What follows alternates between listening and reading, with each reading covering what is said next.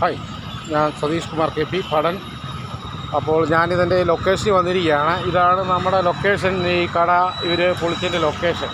അപ്പോൾ ഇതിൻ്റെ പ്രത്യേകത ഞാൻ പറയാൻ വന്നതിൻ്റെ കാര്യം വേറൊന്നും കൊണ്ടല്ല.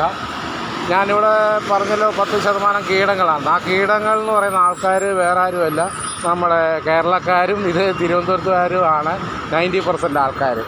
അപ്പോൾ സ്റ്റേഷൻ കമാൻഡർ ബ്രിഗേഡിയർ സൽ എം പി അദ്ദേഹമാണ് ഈ ഹീറോയിസൊക്കെ കാണിച്ചത്. നിങ്ങൾ ഈ ബോർഡ് നോക്കണം, ഇതുണ്ടോ കോർപ്പറേഷൻ്റെ ബോർഡാണ്. അത് നോക്കിയാൽ കള്ളം പറയുന്നതല്ല, നേരി കാണാമല്ലോ ഇതല്ല. കാരണം അതിൻ്റെ അപ്പുറത്തൊരു എക്സർവീസ്മെൻ്റെ ഒരു സംഘടനയുടെ ബോർഡൊക്കെയാണ്. ഇവിടെ എക്സർവീസ് ലീഗ് സംഘടനകളും എല്ലാവരും ഉണ്ടായിരുന്നു. അപ്പോൾ ഈ പബ്ലിക് റോഡിൽ വന്നിട്ടാണ് ഇവർ ഈ നിയമവിരുദ്ധമായ കാര്യങ്ങൾ ചെയ്തിട്ടുള്ളത്. നിങ്ങൾക്ക് നോക്കാം. അപ്പോൾ ഇത് ചോദിക്കാനും പറയാനുമാണ് ഇവിടെ യാതൊരു അധികാരികളും ഇല്ലാത്തത്.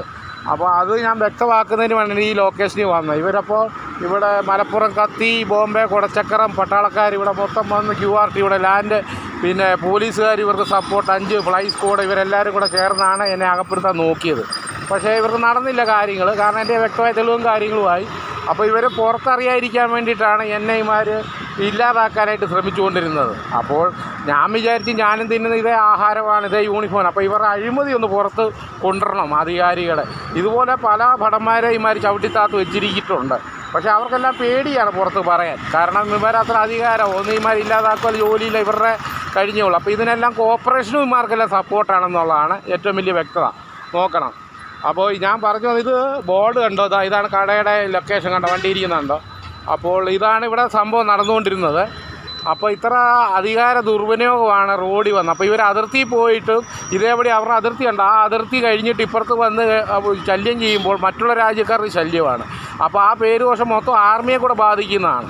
അപ്പോൾ ഈ 10% ആൾക്കാർ ചെയ്യുന്ന ഈ തെമ്മാടിത്തരത്തിനാണ് ചെയ്യുന്നത്. ഒരു ബ്രിഗേഡ് സ്ഥലം അങ്ങനെ ഹീറോ കളിച്ച് ഇവിടെ നടന്നുകൊണ്ടിരുന്നത്. 2 ആഴ്ച ഇവിടെ ഡ്യൂട്ടിയൊക്കെ ആയിരുന്നു. അപ്പോൾ ഇപ്പോഴൊന്നും അറിയത്തില്ല, ഞങ്ങളങ്ങനെ വന്നിട്ടില്ല പോയിട്ടില്ല എന്നൊക്കെ ഇത് റിപ്പോർട്ട് തന്നേക്കുന്നു. പക്ഷേ എല്ലാ തെളിവുകളും എൻ്റെ കയ്യിലുണ്ട്. അപ്പോൾ ഞാനതിൻ്റെ നീതിക്ക് വേണ്ടി പോരാടിക്കൊണ്ടിരിക്കുകയാണ്. അപ്പോൾ അത് നീതി ലഭിക്കും എന്നുള്ളതാണ്. എന്നാലും ഇവരുടെ കാര്യങ്ങൾ പുറത്ത് പറയരുത് എന്നൊക്കെ ഭീഷണിയെല്ലാം വന്നുകൊണ്ട് തന്നെ ഞാൻ പുറത്ത് വിട്ടു. ഇവർ സൈബർ സെല്ലിൽ പരാതിയൊക്കെ കൊടുത്തുകൊണ്ട്. കാരണം തെമ്മാടിത്തരം കാണിക്കുമ്പോൾ ഇവർ ചിന്തിക്കുന്നില്ല. അപ്പോൾ നമ്മൾ പറയുന്നത് നമുക്കാണോ തെറ്റ്? അല്ലല്ലോ. അപ്പോൾ ഇവർ ഇതുപോലുള്ള അധികാരികൾ മറ്റുള്ളവർക്ക് ദോഷമാണ്. അത് പ്രത്യേകം മനസ്സിലാക്കാനാണ് ഞാൻ ലൊക്കേഷനിൽ വന്നത്. അപ്പോൾ ഇത് നോക്കി, ഇതുപോലെ നല്ല രീതിയിൽ ഉപജീവനം നടത്തിക്കൊണ്ടിരുന്ന ഷോപ്പാണ്. ഇതുപോലെ അനധികൃതമായ ഷോപ്പുകൾ ഇപ്പോഴും നിലയിൽ നിൽക്കുകയാണ്. അതൊന്നും നീക്കം ചെയ്തിട്ടുമില്ല. എന്നിട്ടാണ് ഇവിടെ കിടന്ന് യൂണിഫോം ഇട്ടുകൊണ്ട് ഒരു ബ്രിഗേഡർ സൽ എം പിയും മറ്റേ സനൽ ഇവരെല്ലാം, നിങ്ങൾ കണ്ടാണല്ലോ വീഡിയോ. അതിൻ്റെ അകത്ത് വന്ന് വൈകുന്നേരം വന്ന് ബ്രിഗേഡർ ഇവിടെ കിടന്ന് വട്ടം കറന്നു. സ്റ്റേഷൻ കമാൻഡർ, ഫ്ലൈയിങ് സ്ക്വാഡ്, 5 വണ്ടി പോലീസുകാരും എല്ലാവരും ഇവർക്ക് സപ്പോർട്ട്. ഇപ്പം പോലീസുകാരും കാണുന്നില്ല, സപ്പോർട്ട് ഒരുത്തരും കാണുന്നില്ല. പൂജപ്പുരം പോലീസ് സ്റ്റേഷൻ അവർ പറഞ്ഞു ഞങ്ങൾക്ക് അറിയത്തേ ഇല്ലെന്നാണ് പറയുന്നത്. അത്ര മനുഷ്യൻ്റെ സ്വത്തിനും എല്ലാം സംരക്ഷണം നൽകേണ്ട വ്യക്തികളാണ്. ഇമാരെ പണ്ട് കോഴിക്കുട്ടി കയറ്റി ഇമാരെ ഇടിച്ചതാണ്. പിന്നെ ഇമാരുടെ മാനോ ഇല്ല പൂജപ്പുര പോലീസിന്. അപ്പം നമ്മൾ പറഞ്ഞിട്ട് കാര്യമൊന്നും ഇല്ലല്ലോ.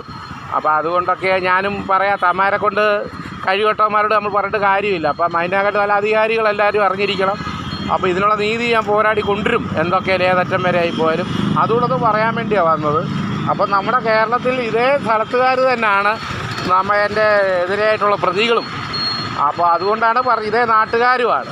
അപ്പോൾ ഞാൻ ഒറ്റയാൾ പോരാട്ടമാണ് ചുരുക്കം പറഞ്ഞു. അതുകൊണ്ടൊന്ന് മനസ്സിലാക്കി തരാൻ വന്നതാണ്. ഇതാണ് ലൊക്കേഷൻ, ഏരിയകൾ ഇതാണ്. ഇതുപോലെ കണ്ടില്ലേ, ഇതുപോലെയാണ് ജംഗ്ഷനാണ്, പള്ളിമുക്ക് ജംഗ്ഷൻ. അപ്പോൾ ഇവിടെ എല്ലാം എക്സർവീസന്മാരുടെ സംഘടന ഇവിടെ തൊട്ടടുത്ത് തന്നെ, എക്സർവീസ് ലീഗൊക്കെ.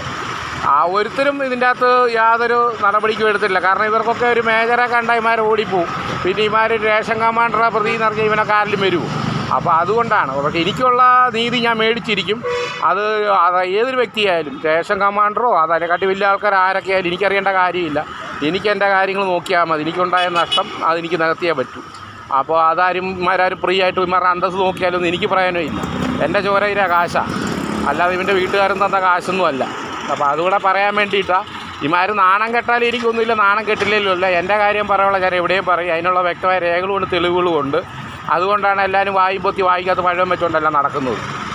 അപ്പോൾ ശരി, ബടന് സപ്പോർട്ട് ചെയ്യുന്നവർ സപ്പോർട്ട് ചെയ്യാം. ഞാനതുകൊണ്ടാണ് ഈ വീഡിയോ എടുത്തത്. Okay, thank you. എല്ലാവർക്കും നന്ദി, നമസ്കാരം.